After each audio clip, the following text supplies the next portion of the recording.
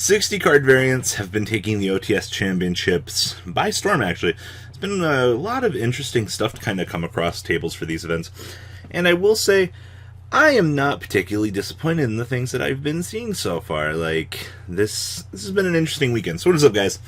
I'm Go40. We're going to be looking at Diego's second place 60 card Mekk-knight Invoked. Now, that's pretty impressive. I mean, he went, let's see here, 3-2 in Swiss, and then he ended up going all the way to the finals and top cut, which a lot of people might not figure that to be spectacular or anything like that, but let's be real here. 60 cards, people testing ideas, wanting to kind of wet in their lips a little bit, just kind of see and explore other things out there. And that's one of the things that Diego did that I wanted to talk about this, just because, like, we've seen 60 card once, but we haven't seen it with summon dice. Now, for those of you that don't know, this is a really interesting deck choice he's got here.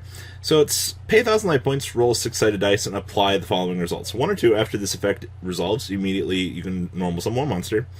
3 or 4, you can swap summon one monster from your graveyard, or 5 or 6, you can swap summon one level 5 or higher monster from your hand. You can only activate one summon dice per turn. So this is interesting.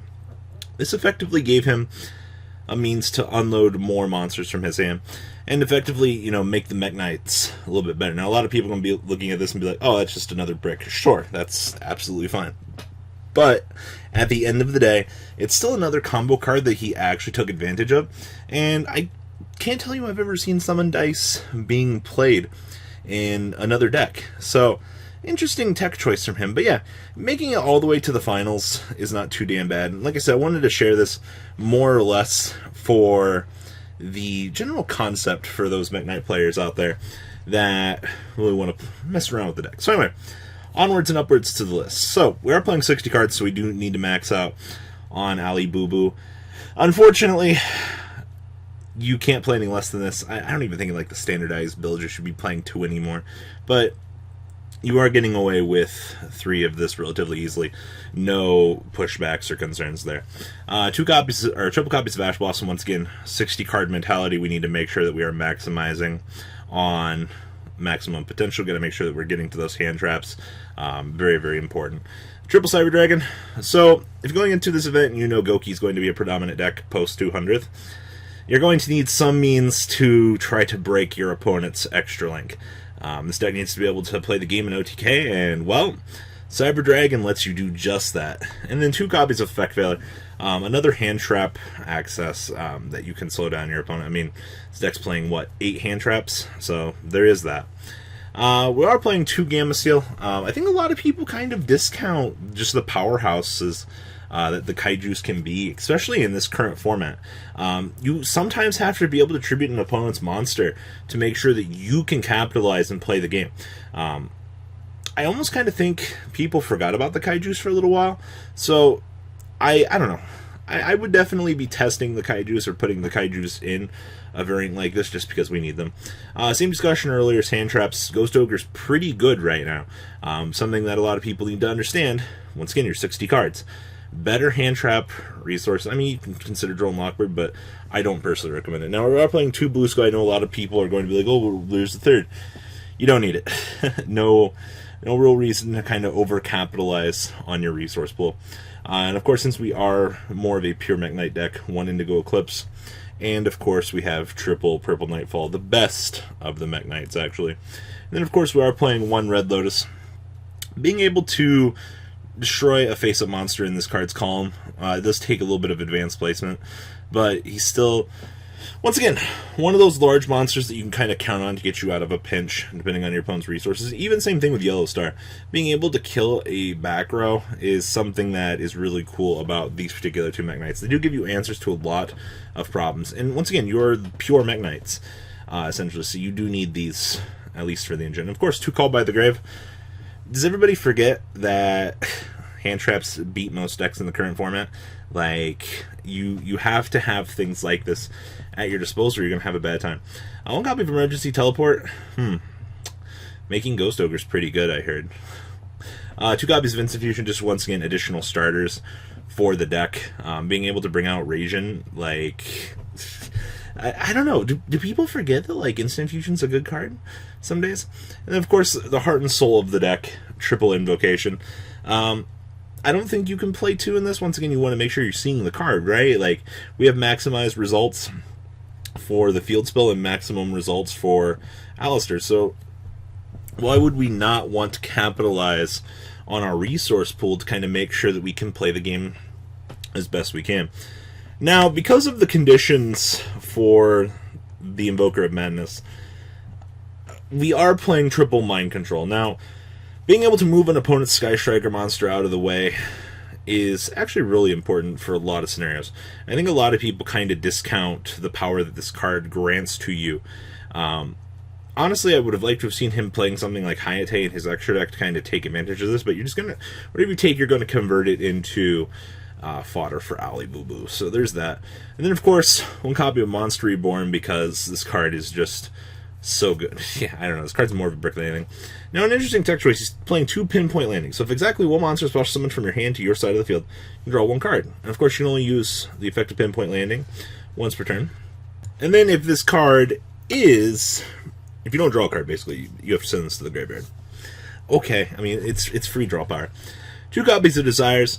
You're playing 60 cards. You're maxed out on that resource pool. You have to play this.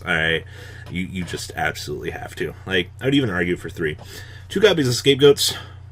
I don't know why you wouldn't want to play this either. Being able to just make Borreload, Saruja, anything else that your deck wants to keep on the field, like, do it. We were talking about Summon Dice. And of course, a lot of people I've heard that touch this deck don't want to play Super Poly. They're like, oh, it's too much of a brick. Honestly, I can go either way, but if you're playing 60, you may as well play this, just so you can capitalize on it. And then, of course, 2 copies of Terraforming. Yep. Now, we also are playing 1 copy of Book of the Law. World Legacy Key, this is actually something interesting. So when this card's activated, you can target one of your banished Mekk-knight monsters or World Legacy cards and recur it back to your hand. And then you can negate any trap cards that activate in the same column as a Mekk-knight. Does anybody just know how powerful this actually is? Now, trap cards are dependent on the format. I definitely think the way that this is going, this is probably something you should get and play just because of recursion, but it is a combo card, essentially, for feeding off of these guys. Another copy of Monster Reborn. Now, we are playing 2 copies of World Legacy Memory, so you can special summon 1 Mekk-knight from your hand or deck in defense mode, but return it to your hand during the end phase. For the rest of this turn, after this card is activated or resolves, you cannot special summon monsters except for Mekk-knight monsters. So basically, the thing you do with this is you set this, wait till your opponent's turn, the amount of Mekk-knight you need, something like Purple Nightfall, and then warp it out into something better. And then, of course, we have a small trap package of 1 Judgment, 2 Strike, and 2 Secret. Secret is actually really good. I used to hate this card, but it's growing on me. Now, the extra deck is a little bit standardized. You remember we are playing Scapegoat, so we do have things we can kind of climb into to kind of make our lives a little bit easier. I don't know, Saruja's pretty good, right? 1 Saruja, 1 Proxy Dragon, 1 Spectrum Supreme. The soft locks this guy actually causes are dumb. 1 Morning Star, 1 copy of Link Karibo, 1 Link Spider, 1 Borreload, and 1 The Invoker of Madness. 1 of our giant Super Poly target, 1 copy of Raijin, 1 Purgatrio, 2 Makaba, 1 Caligula, and 1 Mega Fleet. Honestly, everything in this extra deck is pretty standardized. I don't see anything that I would really want to change. I mentioned one thing earlier, but I think his ratios are fine in here. And then the side deck, this is also pretty standardized. 2 Ghost Spell. Goki's a pain in your butt, honestly. And you're going to have to make some sacrifices for that matchup. You know, Goki being able to just kind of out whatever you do need to have outscoring second. So, I mean, something like Ghost Spell becomes more important. And even the Sphere Mode, you can put the Sphere Mode in whatever column you need to capitalize even more off of your opponent's plays. I definitely like that. Now, 1 Chimera Tech, Fortress Dragon. I mean, you are playing Cyber Dragons. Who doesn't love being able to tromp off your opponent's field in the Cyber Dragon matchup? Triple Shard Red, we've talked about in the past how good this card is. Being able to use this against Trickstar, Sky Strikers, like, this card is the inherent value, even against Goki. And then, of course, Triple Twin Twister, Triple Red Reboot. I mean, we don't like Ultrageist, we don't like True Draco, so we gotta have some sort of blowout cards against them, right? So guys, round 1 for his tournament report was against Paleo. Round 2 was against Sky Striker Invoked. He won. Round 3 was against Goki. He lost. Round 4 he beat Lightsworn 2-0. Round 5 was against Dark Warrior. He lost. Top 8 he beat Dark Warrior 2-1. Top 4 he beat Goki, and then in the finals he lost to Goki 0-2. So this is Diego's second place OTS Championship deck trial. Please leave a comment down below. Tell me what you guys think, and I'm out, guys. Peace.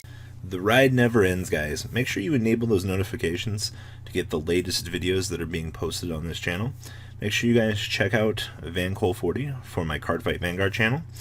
And join me and House of Champions on the Zodiac Duelist TV Twitch stream. I will be interacting with our audiences. And please check out No Limit Gaming and LGTCG.com for the cheapest trading cards on the market. Thanks for watching, guys, and please have a good day.